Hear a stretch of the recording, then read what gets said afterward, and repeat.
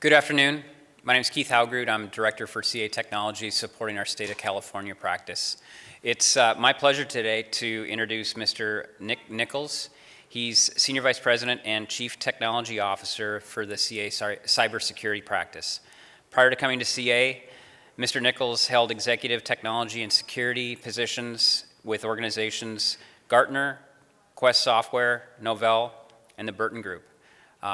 Mr. Nikols is a proud graduate of the University of Utah. So with no further ado, Nick. Thank you. Thank you and welcome. So today, I mean, we really are living in exciting times. When you think about all the things that are going on with the advent of cloud computing and mobility, it's really changing the dynamic with how we do business.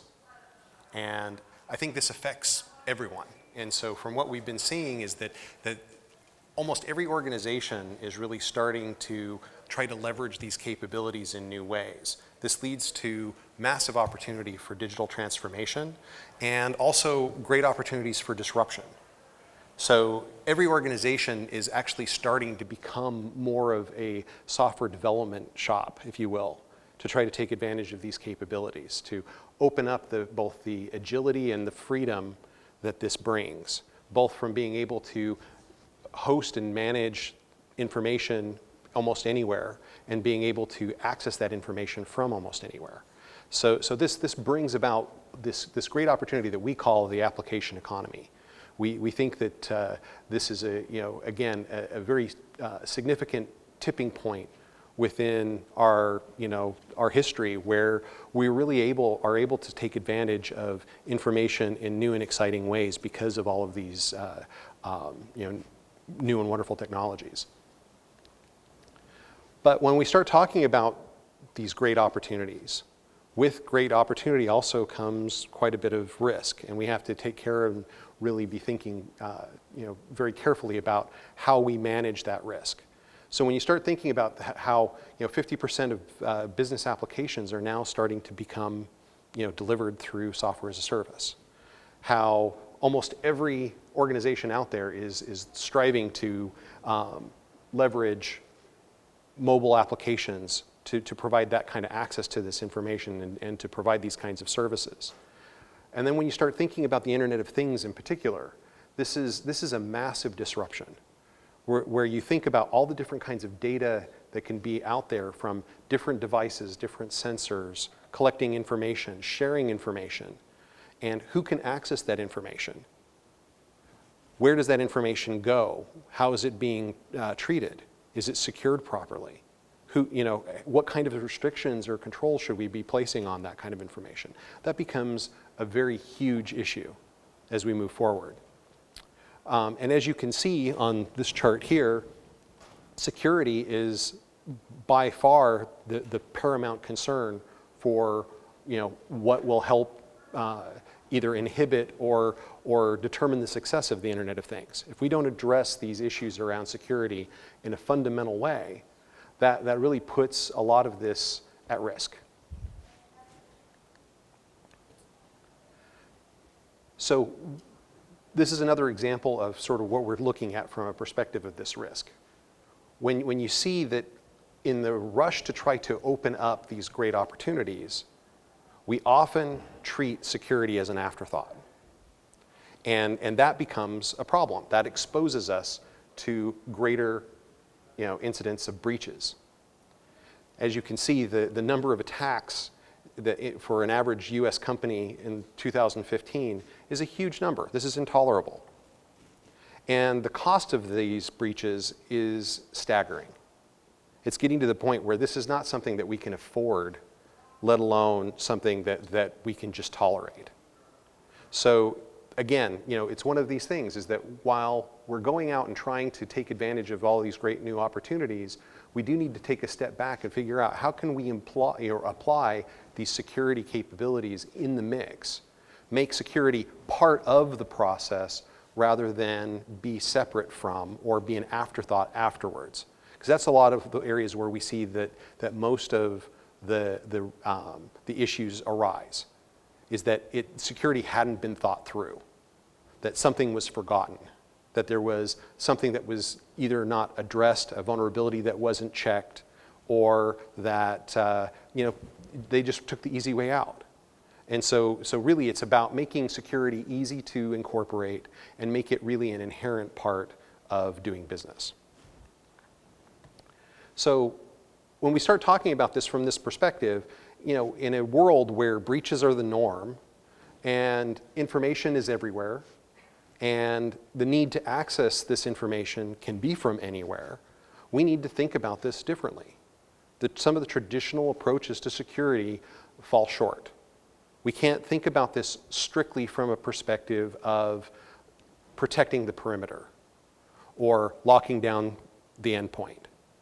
It really does require an understanding of what the relationship is that you're trying to achieve. What are you trying to do, and is it appropriate or not? So that's why identity is really key to understanding how we can employ security in this new modern era. So just to give a little bit more color to this. So if you think about it, a lot of the traditional models for security have kind of grown up out of a physical approach. So the way we think about security, if you want to protect something, what's the first thing you think of? Well, I want to hold it close. I want to lock it up. I want to put it in a safe. I want to put it in a vault. I want to protect it behind a firewall. That's a very physical reaction to security. And so when you look at the security techniques that we've done with network security, it's all about defending the perimeter. Everybody on the outside's bad. Everybody on the inside's good. Well, that's not entirely true. Or somebody on the inside gets compromised, they have full run of the place. So we have to be very careful about how we look at security from that perspective. It can be a useful tool, but not by itself. Same thing with endpoint security. It's, locking down and hardening the endpoints is also a useful technique, but it can't be by itself. And when you think about, from a perspective of the Internet of Things, the number of endpoints that we would need to secure and harden, it grows exponentially. So we have to come up with other means by which we can provide an inherent model of security.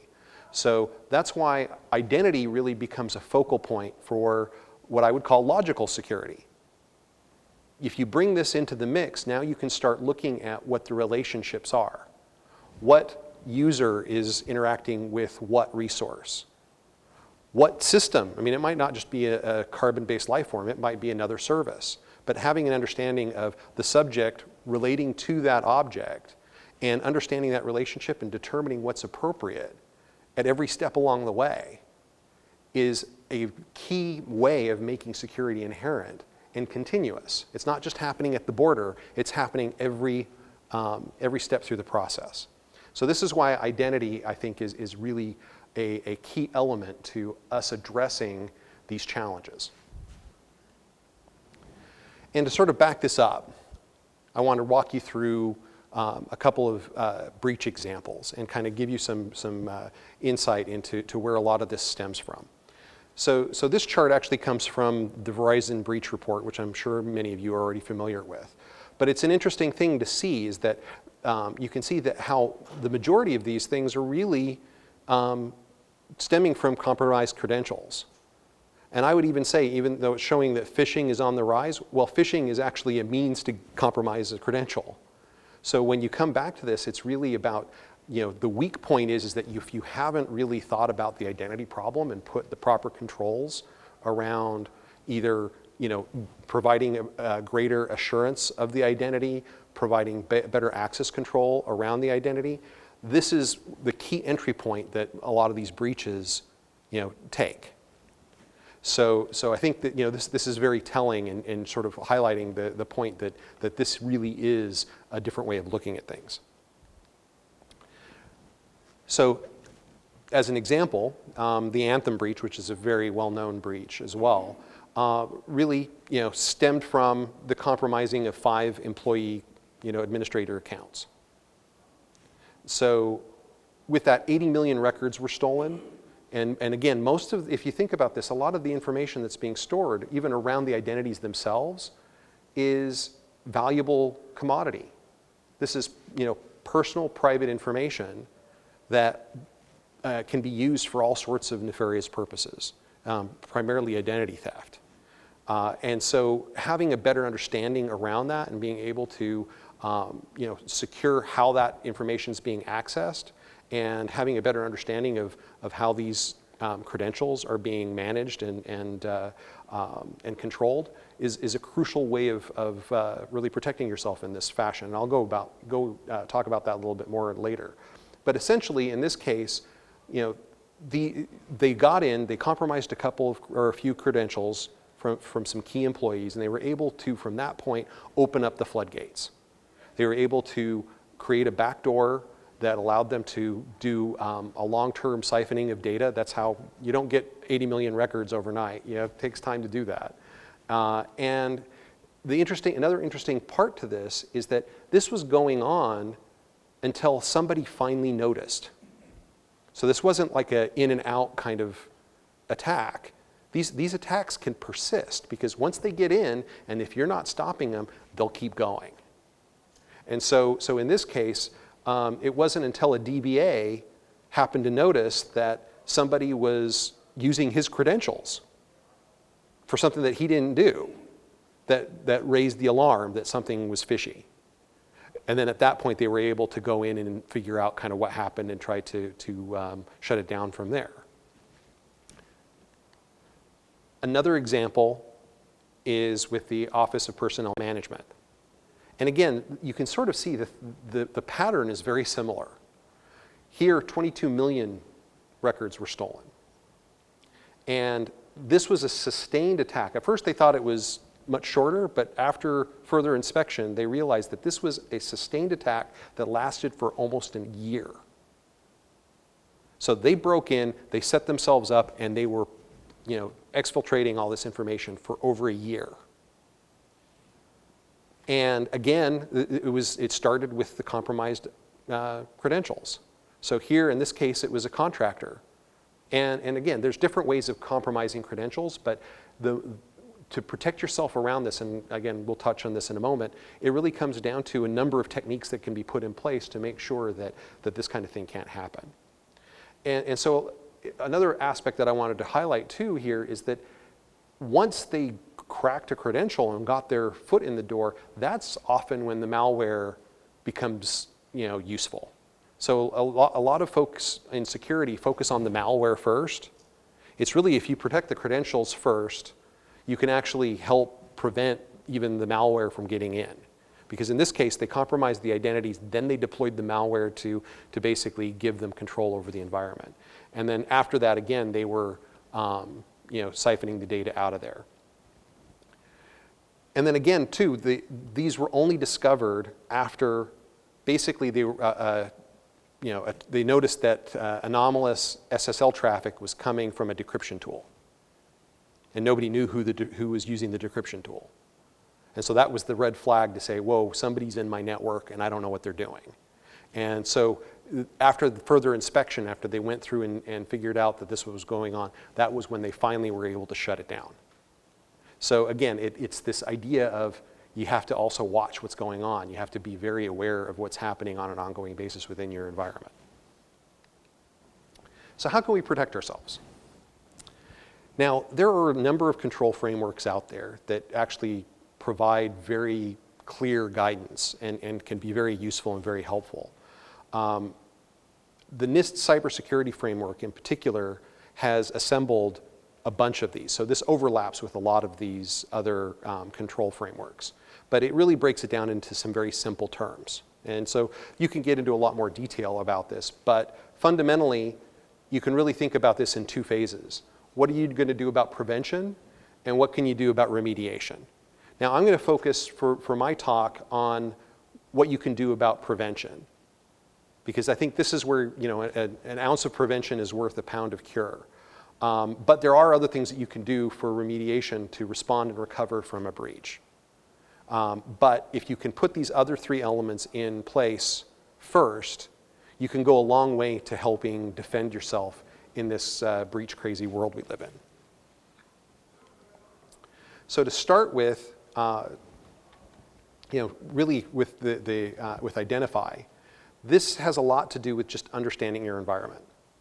So first and foremost, always by understanding your environment, you can look at this and make sure that any known vulnerabilities are patched, that you're keeping your environment up to date. You're watching and ensuring that nothing is going to seed, because whenever you leave a system that's going to be sitting there, in isolation for too long and hasn't been updated, then that becomes an opportunity for somebody to take advantage of. But this doesn't just apply to operating systems. This applies to every step in the stack. So whether it's the infrastructure, whether it's the applications, whether it's the databases, you have to be diligent to just make sure that all of these potential openings are covered. Anytime that there is a new detected vulnerability or security flaw, you need to address those up front. But also, you need to think about this across the board. Not all systems are created equal. A lot of organizations try to peanut butter security across everything. And that's really not the best way to think about it. The way to really identify this is how do you prioritize your systems? What has the most sensitive information? That's where you should be putting your most of your attention to. And you're probably going to have to put more controls around that than you might for a basic level of security on something else. So again, you can load balance kind of what you're trying to do and focus on where you can be the most effective and get the most bang for your buck.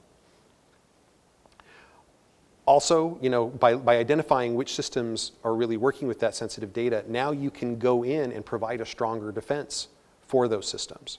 You can look at exactly the kinds of controls that are going to be necessary to really provide the protection that you need. And I think that actually helps you, again, look at this from a perspective where you can, employ stronger controls where you need to without breaking the bank. Now, when we get to protect, this is really where the rubber hits the road. And I would say that some of the things that best fit when you're looking at the protect mode for these control frameworks is really you're striving ultimately for a least privilege model. Okay, so some of the areas where things become difficult is where you have folks that have accrued access over time.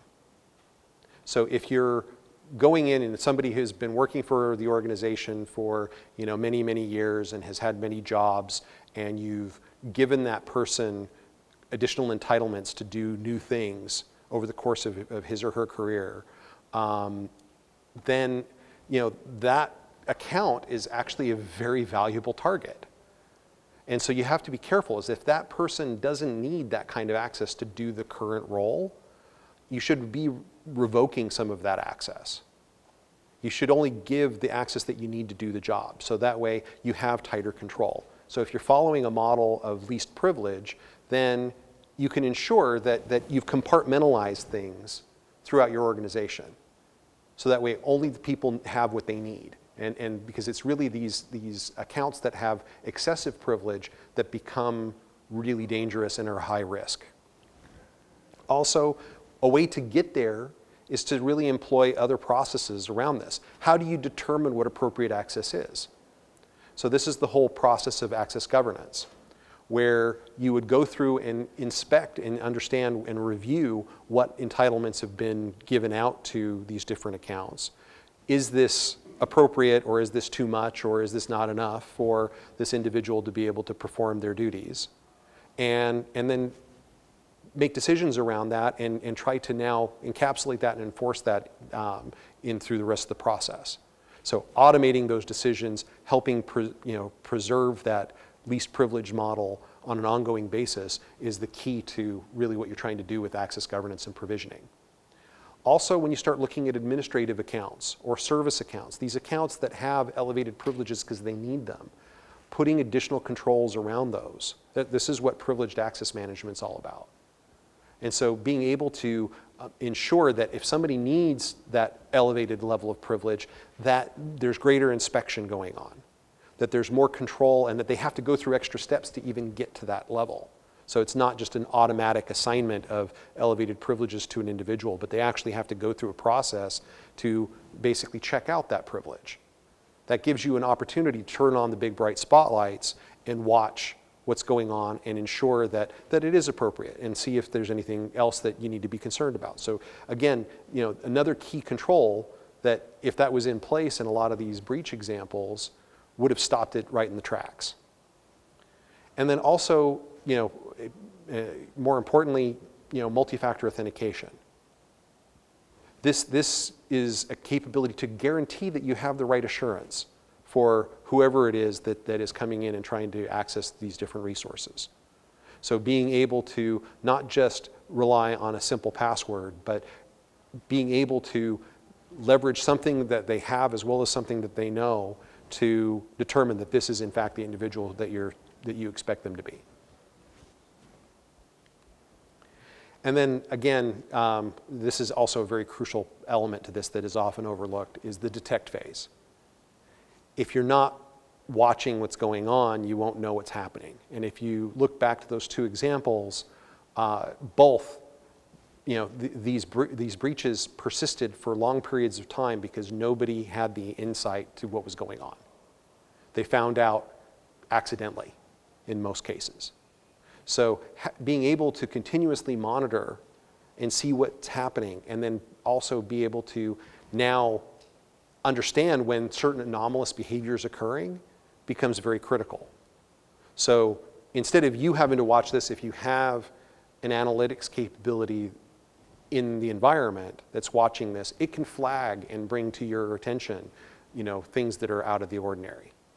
And so that can really help identify where something has taken on a higher risk level. And then of course also part of this is also educating your teams, educating your employees, educating your personnel. Because a lot of what's going on here, it's not just technology, it's social engineering. If you think about the phishing attacks that go on, that's all about trying to trick somebody into divulging something that then can be used to compromise an account. So having everybody look at this and understand that, what to do and how to identify when somebody might be being phished, for example, and also how to address a situation if they are in the process of being socially engineered, that they can react to it accordingly. So it's one of those things that a little bit of awareness goes a long way. So I sort of touched on each of these, but if you break down these controls for protect in particular, you can kind of define it in these terms. These are identity-centric cybersecurity controls. So I qualify 5 of them. We have privileged access management, we have governance and provisioning, we have authentication, we have authorization, and we have behavioral analytics. And so when you think about this, these 5 controls cover most of the bases of what you need to do to ensure that you're getting appropriate access. It gives you the inspection that you need and makes sure that only the right people are getting the right access at the right time. And it also gives you insight to when it's not right. If somebody is getting access or something is anomalous, you can actually have a good understanding of what that means. Now, when you look at this, these controls apply universally. Okay, so they have a lot to do with everything throughout the environment. It's not just limited to an on-premise infrastructure. It's equally important for cloud-based infrastructure as well. So across from whether it's in your traditional data center, whether it's in your private cloud, whether it's in your public cloud, or whether it's in software as a service, all of these controls still apply. And it actually gets even more complicated because if you think about these different diverse hybrid environments, the places where authorization is being conducted is changing. It's not all in one place. So being able to orchestrate all of these controls across all these different authorization points becomes very crucial. Also, another thing to think about too is when you start getting into these virtualized environments, like within private cloud or even with infrastructure as a service in public cloud, you're actually creating more administrative access points.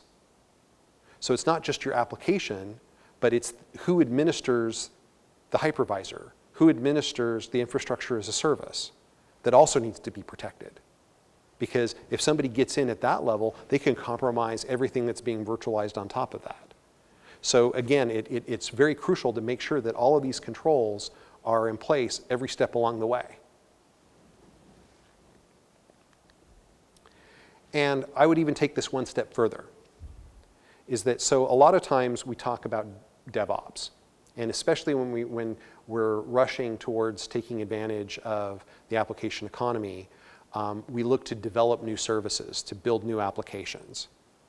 And in that process, a lot of times the teams are so excited about what they're doing, they don't see security as part of that. They see security as the last mile or the last step. And so a lot of times folks will go through and they'll build a new service, they'll come up, and then they'll go to the security team to get their blessing. Well, that's inefficient for one thing. Second thing is it also puts security in a position of being the guy that says no, which is not very helpful. It really needs to be an inherent part of the process. And so by taking these controls, it actually isn't difficult to make these controls inherent and be part of every step along the way. And so instead of looking at it as a DevOps process, we should really be looking at it as a DevSecOps process, where security is really in the middle. And so every step that we take as we go through and develop these new services, we're incorporating these identity-centric cybersecurity controls as part and parcel of that infrastructure. So that way, for example, if I'm building a new application, I want to be able to leverage my existing authorization model that I've already put in place in my infrastructure. Why do I need to build yet another one? If you think about, for example, third-party applications out in the wild that come from third parties are, because they have to be self-sustaining, they all bring their own identity model with them, they all bring their own authorization model with them. Now, we need to work with those and we need to help manage those as part of that. But if you're building your own, you don't need to add to that. You could actually take advantage of what you already have. You could actually make the development process simpler, because now you can leverage existing infrastructure and existing authorization policy if you build this in. And so that's one way of including security in part of the DevOps process. Okay? So having this infrastructure in a fashion that can be used as part of these services rolling out and part and parcel as you build these new applications and new services can really help significantly. So now I'm just going to go a little bit more detail on each of these to dig in a little bit more. So with privileged access, I'm not sure how familiar everyone here is with what privileged access management is, but essentially this is really the mechanism by which you take basically this security service and you ensure that all of your administrative accounts, all of your service accounts are under lock and key. So that way an individual will actually have to go authenticate themselves to a certain level of assurance that you've predetermined in order to check out an administrative function. Or if you have a service account, that it's also doing this kind of check, so that way there are no hard-coded credentials in any of the applications, and no administrator has a backdoor into a particular service. So by being able to do this control around these administrative accounts, now you can do a number of things. First off, you can have a very clear accountability of who's using them, which is very helpful. And also it puts everybody that's using them aware that they're being watched. Second thing, it also gives you a clear mechanism by which you can turn on deeper inspection. So for example, a lot of times with privileged access management, you would end up wanting to have a complete recording of the session in order to see exactly what administrative actions were taken. And so that becomes a very easy way for signaling when that session recording should begin. So that way you don't have to record everybody's session all the time. You only do the things that when you need it for these high privileged activities. So it becomes a very useful way of locking down, again, these more sensitive operations. Now, if you think about it, going back to the breaches that we were just talking about, if this kind of solution by itself was put in place, it probably would have at least slowed down the attack, if not stopped it in its tracks. Because what they were doing was compromising these kind of administrative accounts to get access to other things that then they could exfiltrate data. If they couldn't get past this barrier, or if the alarm was set off right away because they tried to do something that was out of the ordinary, then it would have been much quicker to respond and prevented a lot of the loss of data. And again, as I mentioned earlier with regard to this, is that this is becoming sort of the new front line, and it applies to all levels across the hybrid environment. So it's not just the operating system, it's not just the root account. It's the application, it's the database, it's the infrastructure as a service, it's the hypervisor. All of these levels, any place where there's any kind of administration or configuration should be under some sort of control like this. And having this in place prevents those areas of being vulnerable targets. So access governance and provisioning controls. Again, the thing to really take away with this is that this is the process by which the business determines what appropriate access looks like. So instead of letting the administrator be the decider as to what privileges should be doled out, the line of business should really be involved in that, or the agency should be involved in that. And so having the right parties be part of that review and that decision-making process is key. But you have to do this in a simple way. You don't want to provide information overload to these people. They have very busy jobs that they have to perform. So you want to be able to present this information in a clean, human understandable fashion, so that way they can make determination is this appropriate? And then capture that and really make that part of the role process, so that way now you could enforce it. Because one of the biggest problems that we have with excessive privilege, as I was mentioning earlier, is that an administrator will often do what's called cloning. So they'll come in and they'll say, okay, well, Bob kind of looks like Tim. Bob's a new hire. He works for the same manager. I don't really know what his job is, but he kind of looks like Tim, so I'm going to give him the same entitlements. Well, that's a mistake, because Bob's job isn't the same as Tim's. And so having that kind of model of issuing entitlements leads into this scope creep of having people getting excessive privilege over time. Also, there's no mechanism by which to revoke that access. When Bob moves on to another job, even if that access wasn't entirely appropriate to begin with, nobody's checking to see if he doesn't need that anymore, and being able to revoke that appropriately afterwards. So again, trying to narrow this down to an enforceable least privilege model is crucial. But the first step in this is to really get the folks that are really involved and that are accountable for what should be appropriate access to help make those decisions, and then capture that so that way the automated environment can enforce it. So giving the ability to do access review, being able to do access certification, and then being able to define roles that then can support the onboarding and offboarding and the rest of the provisioning process is crucial. And I got a little bit ahead of myself because this is actually showing that process. So the idea here again is that if you can, instead of trying to determine all of this in a vacuum like an administrator would by himself, or instead of trying to create roles from an ivory tower model, which has been tried before and didn't go anywhere, it's much better to involve the people that know, which are usually the people that are also accountable for what this access should be, to help make those decisions and enforce those decisions. So you present this through an access review process, You do access certification, so that way you can show and attest to an auditor that appropriate access has been determined. And then you use that as the basis for creating these roles that then can be enforced and help automate the issuance of entitlements throughout the identity lifecycle.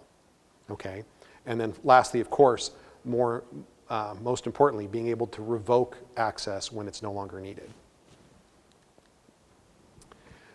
Now, we mentioned multi-factor authentication earlier, and I think that there's a lot of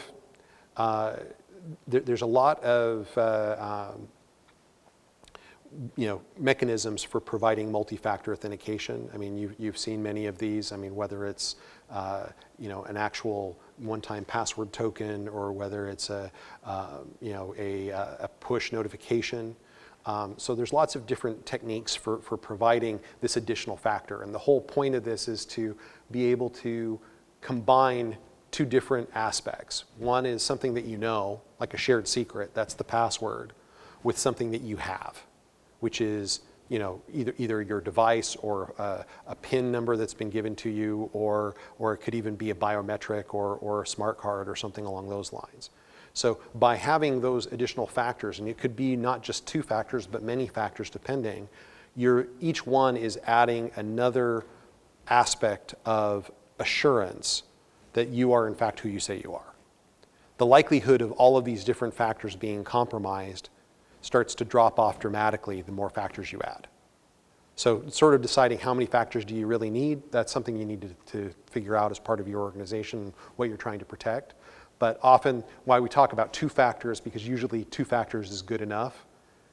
3 factors is pretty impressive. And again, if for somebody to compromise 3 factors, that's a lot of work. So each one provides greater assurance. But more importantly, it's not just about having these factors, because the issue is that it gets cumbersome to have all these factors all the time. And so when do you want to employ them? So having an understanding of the current situation, having that contextual awareness is also key. And so one of the things that you want to do as part of this is identify when it's necessary to ask for an additional factor.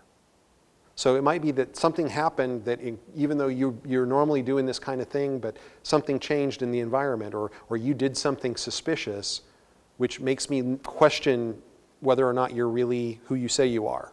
So I might ask for an additional factor at that time. That kind of risk-based step up gives us a much more dynamic way of dealing with when an additional factor gets brought into the mix. Another thing that this also provides is when you're doing this kind of contextual discovery and providing this kind of contextual awareness, it also opens up the opportunity for recognition. If you already know that based off of all these other context points, that I'm pretty comfortable with, that this is Bob. I see all these different things. He's following all the normal patterns. I see this every day. I'm recognizing that this is Bob. Maybe I don't have to ask him for an additional factor. Or maybe I don't even have to authenticate him at all at that point because I recognize him. So it kind of opens up the opportunity on both ways based off of the view of the risk, what's necessary at that time. So it becomes a very important way of both enabling and not getting, being able to provide this greater security without getting in the way and only asking for things when you need them. Now, with authorization controls, it's funny because authorization is everywhere. Every application provides authorization. But the idea here is that how do you manage it when you're dealing with lots and lots of different applications? You want to be able to have a way of orchestrating authorization, and you want to have a way of being able to provide a means by which you can even tier authorization. Make sure that you can provide a check before you get to the application, and then the application might do a further step or finer grained authorization following it.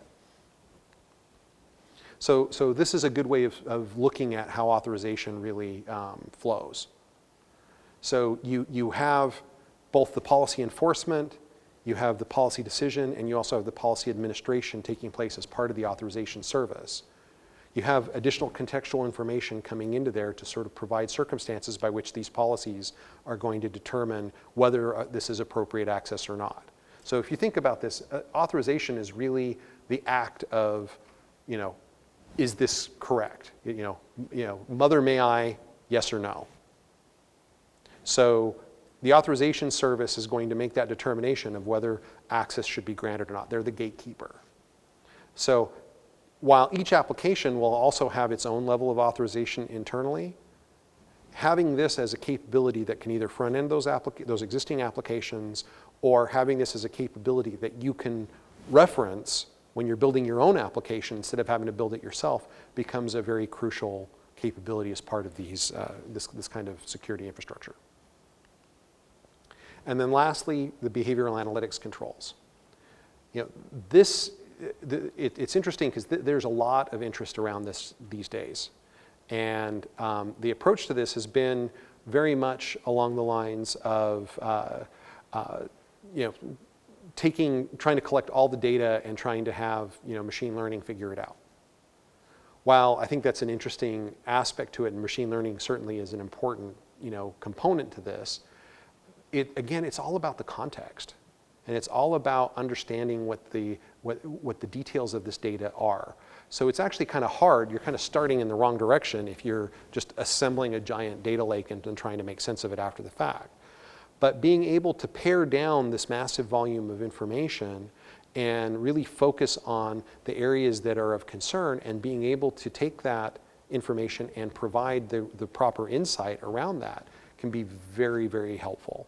So it's partly inspection, it's seeing what's going on there, but it's also, curating that information and providing it in a way that provides greater insight, so that way you can make better decisions.